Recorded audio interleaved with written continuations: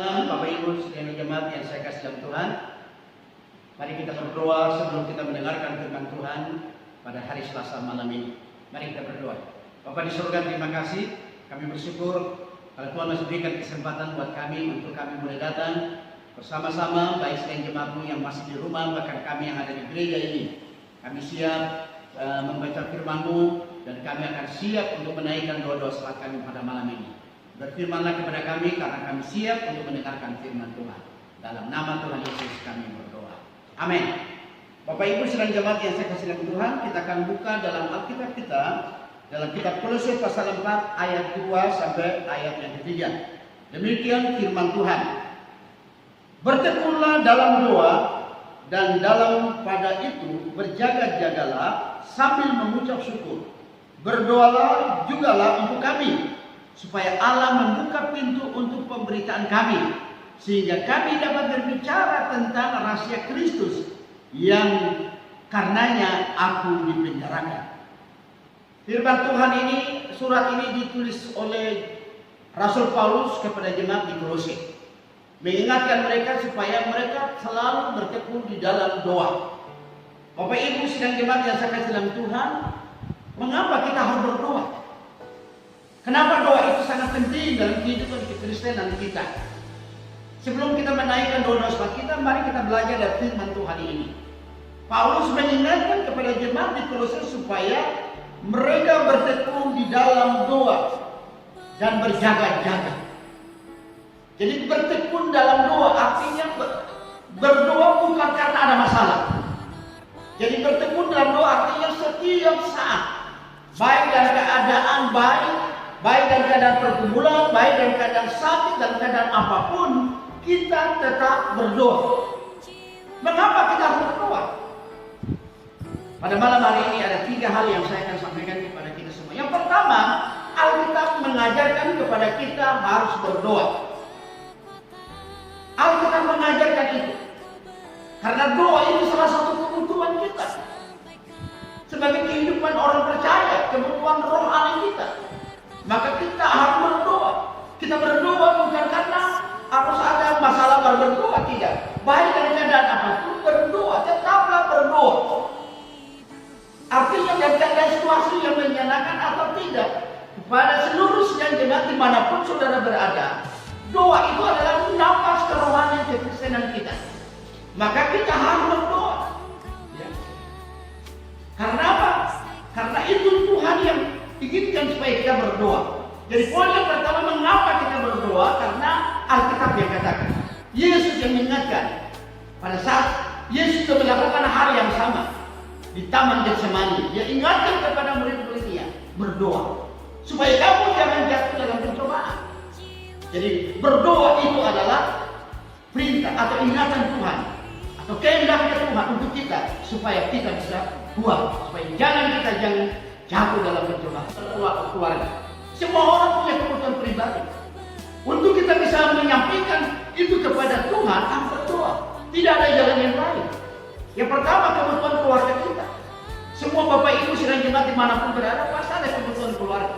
Ada pergumulan keluarga, ekonomi, masa depan anak-anak kita. Maka kebutuhan yang lain yang bisa kita sampaikan kepada kita harus melalui doa. Tidak ada cara yang lain. Jadi kita berdoa karena ada kebutuhan keluarga, kebutuhan pribadi kita. Yang kedua, kebutuhan gereja. Kita berdoa karena apa? Gereja sedang mengalami pergumulan. Berdoa buat pembangunan gereja. Berdoa buat kebutuhan sidang jemaat yang lain. Berdoa buat program-program gereja. Program-program gereja tidak bisa kita lakukan tanpa doa kepada Tuhan. Yang memberikan keberhasilan adalah Tuhan. Walaupun kita bekerja dengan sekuat tenaga, tanpa penyertaan Tuhan, tanpa pertolongan Tuhan, apa yang kita kerjakan itu akan sia-sia. Yang ketiga adalah bahwa berdoa kepada bangsa dan negara kita. Kita melihat saat ini apa yang dialami oleh bangsa-bangsa di dunia ini, termasuk negara kita. Orang sedang pada panik karena penyakit virus corona ini, membuat orang tidak bisa keluar, membuat orang mengalami ketakutan.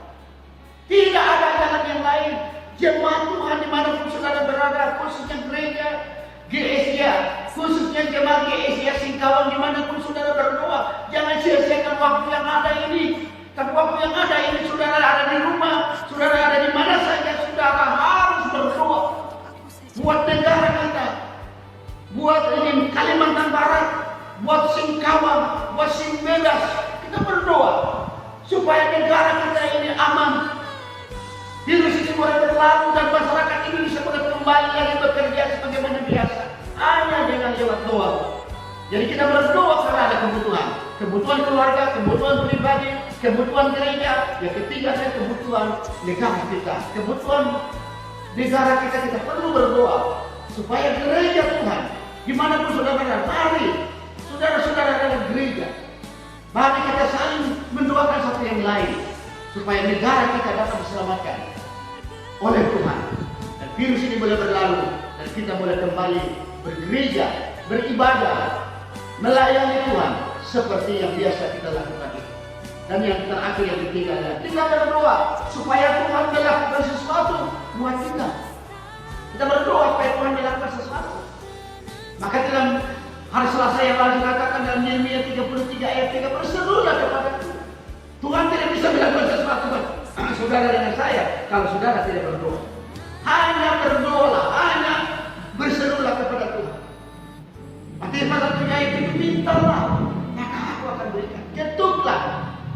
Dan saudara, mari Bapak Ibu sedang jemaat dimanapun berada, mari kita waktu yang ada ini kita gunakan dengan baik dan kita akan menaikkan doa-doa saat kita malam hari ini. Baik Bapak Ibu, inilah renungan singkat buat kita dan malam ini kita akan menaikkan doa-doa saat kita.